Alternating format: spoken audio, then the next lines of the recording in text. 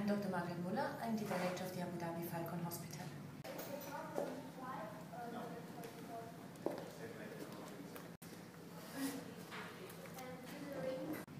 Dr. Muller, we're here in the Falcon Hospital in Abu Dhabi, and this is so important to Emirati people everywhere, as well as Arab people. Why are falcons so important? Falcons are very important because in former times falcons were used to hunt meat for the Bedouins' family, so they helped to let the Bedouins' family survive in the desert. And for this reason, falcons are integrated in the Bedouins' family like a child, like a son or a daughter. Okay, so we've got the beautiful falcon over here. I'm just going to show everybody the falcon here. Is a stunning bird, absolutely beautiful. And you're going to basically give him a pedicure. Exactly. First we anesthetize the falcon and then we're going to give him her a pedicure.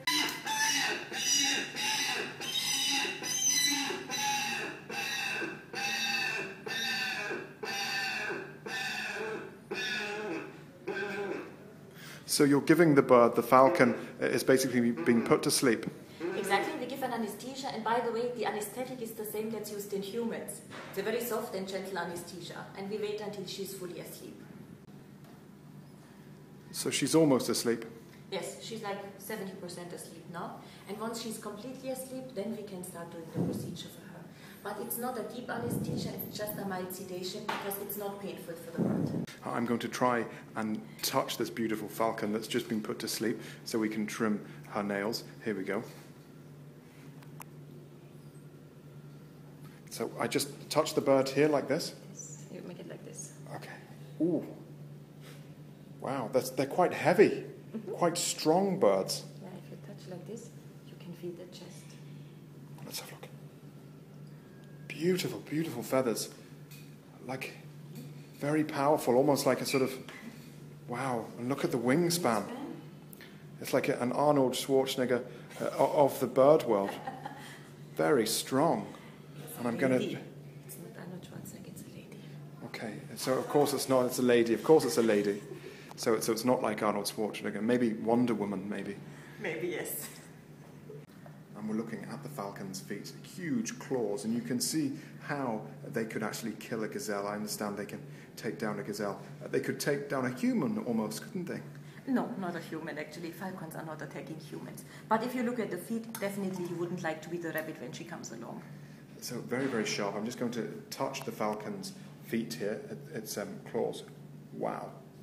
They're sharper than scissors. You could do some serious damage with them, and we have to trim them. Yes, we have to trim them because otherwise they can puncture the foot sole like this, and this leads to very bad infections of the feet. It's very painful, and in order to avoid it, we trim it regularly. We'll start because here we can see already some cracks in the nail, so it means if we don't trim it now, it could be that the nail breaks, and this could be very painful for the falcon.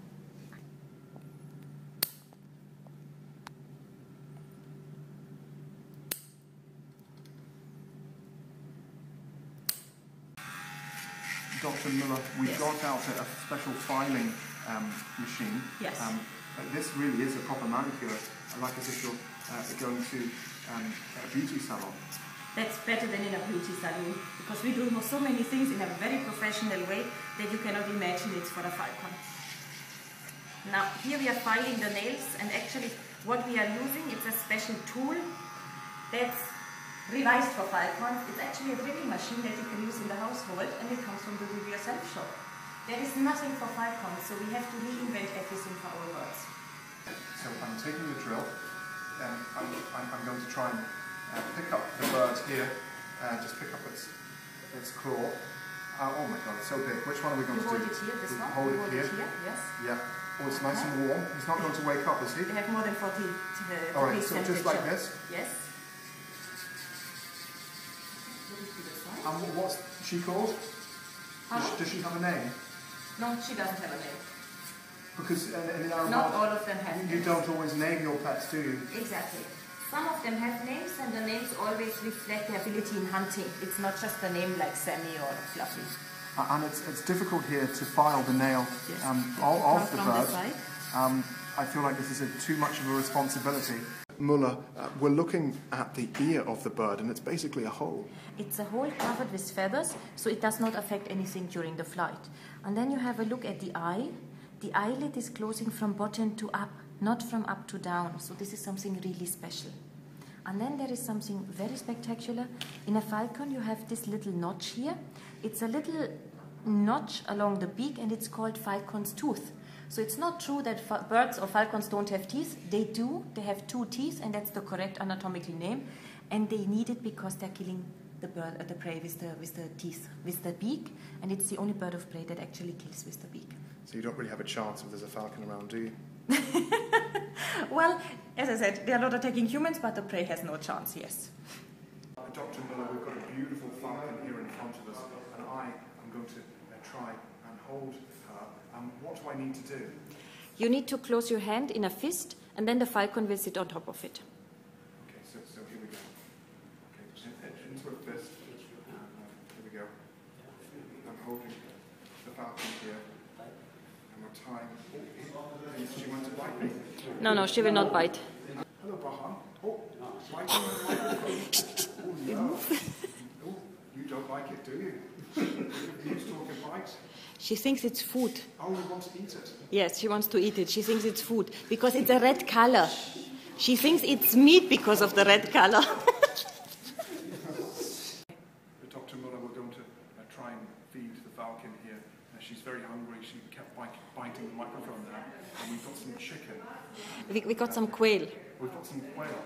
And the vet is going to try and pass me some quail. We're going to try the quail. So here we go. Oh, he went straight for it. He went straight for it. He has the quail, and she has the quail in her right claw, and she's biting into it, ferociously biting into the quail. Oh, there's no stopping her. Look at you. You no longer want my red microphone. And that noise that you can hear, they're the teeth of the falcon biting through bone. That crispy, crunchy sound is the quail's last days on earth being eaten here. You can see that she's actually eating the bones. Bones are very important for falcons. They must eat them because there are a lot of vitamins and minerals inside the bones. And when you see how she's cracking the bones, then you can imagine that she can actually kill with the beak. So that, she's eating quicker than I eat, just flying through it. She's eating very slowly now because you're holding the quail. If you wouldn't hold the quail, she would be already finished by now. So this is slow? This is slow. Usually they take very big bites and they just swallow them because this is natural instinct. They don't know in the wild if another one comes to take the food away from them. Oh, lots of flavour, isn't it? Tasty. It's very tasty. It's a very juicy quail, and they love to eat quail. It's a very nutritious food for falcons. She will not stick in her feet.